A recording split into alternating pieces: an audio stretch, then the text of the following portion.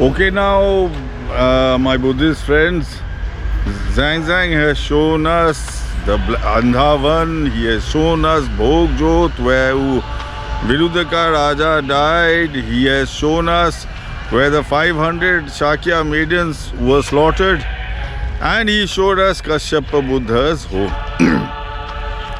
Now the next place Zhang takes us is, what do you call it, is the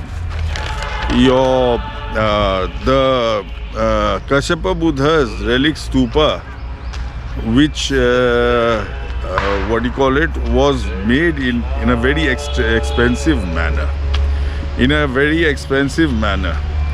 See, the disciples of Kassapa Buddha, who was Kassapa Buddha? See, one thing is, very unique, is that Kashyapa, the Buddhists call him Kassapa, and there is a Kashyapa in Hinduism. But both their disciples are the same. Both have Bhardwaj as their disciples, and the Hindu Kashyapa has Vashisht. Vashisht Muni is a very well-known Muni in Hinduism. Anyway, what do you call it? The Buddhist Kashyapa has Tissa. Now, Shist of Vashisht sounds similar to Tissa. Shist of Vashisht sounds similar to Tissa. And both have Bhardwaj, Kashyapa and Kashyapa. Both have Bhardwaj as their chief disciples. So basic as their disciples. But Kassapa Buddha has some nuns which aren't in the Hindu system. It seems in the Hindus, they what do you call it, wrote off the nuns. They are Uruvela and what do you call it, Uruvela, and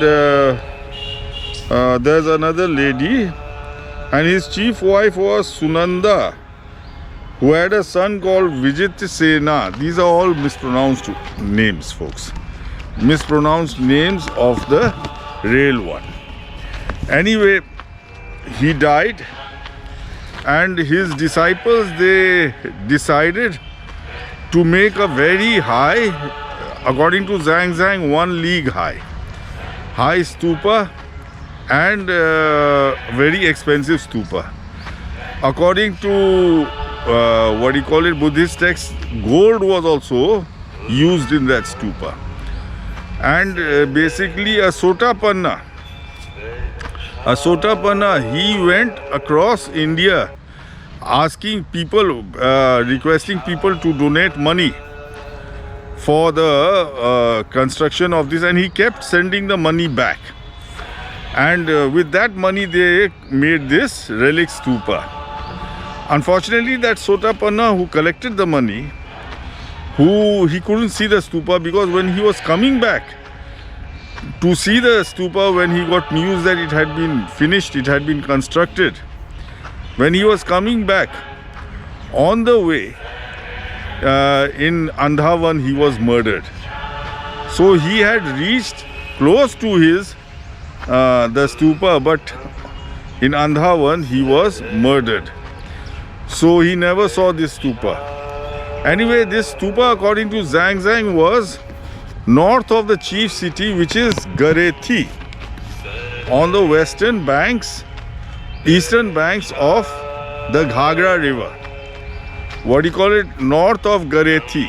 Folks, north of Garethi is Dhanwa. Dhanwa means a lot of money. A lot of money.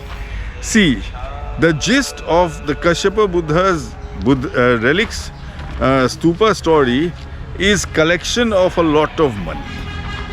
The gist of this story of constructing Kashyapa's Buddha is collecting a lot of money and making a very expensive stupa. Folks, this is Dhanwa. Dhanwa means a lot of money, a lot of property, riches. So that is exactly the name of Kashyapa Buddha's relic stupa, folks. So my Buddhist friends, if you want to visit Kashyapa Buddha's relic stupa, you can contact me and I will take you there so that you can light a few incense sticks around that stupa and be the first people to pray to him after so many years. And I would like to tell you something. See, we Hindus, we have our clans. We have our clans which are called Gotras. I am a Bhardwaji Gotra. Means I belong to the Bhardwaji Brahmin clan. And see, you get the same clan names in the warrior caste, in the Brahmin caste, and in the educated caste, which are the thing.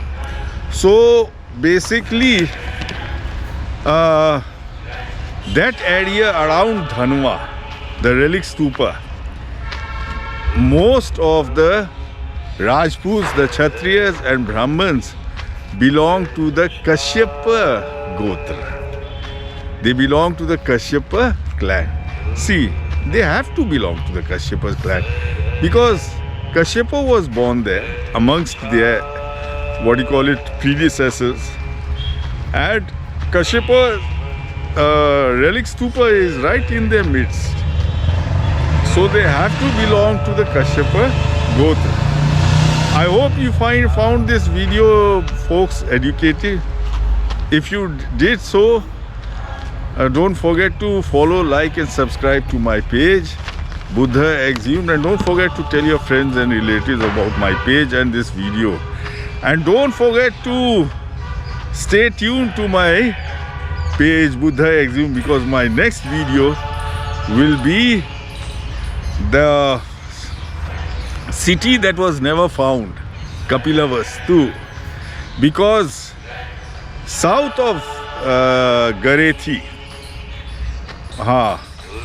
Amritpur is the place where Kashyapa Buddha met his father after he got enlightenment.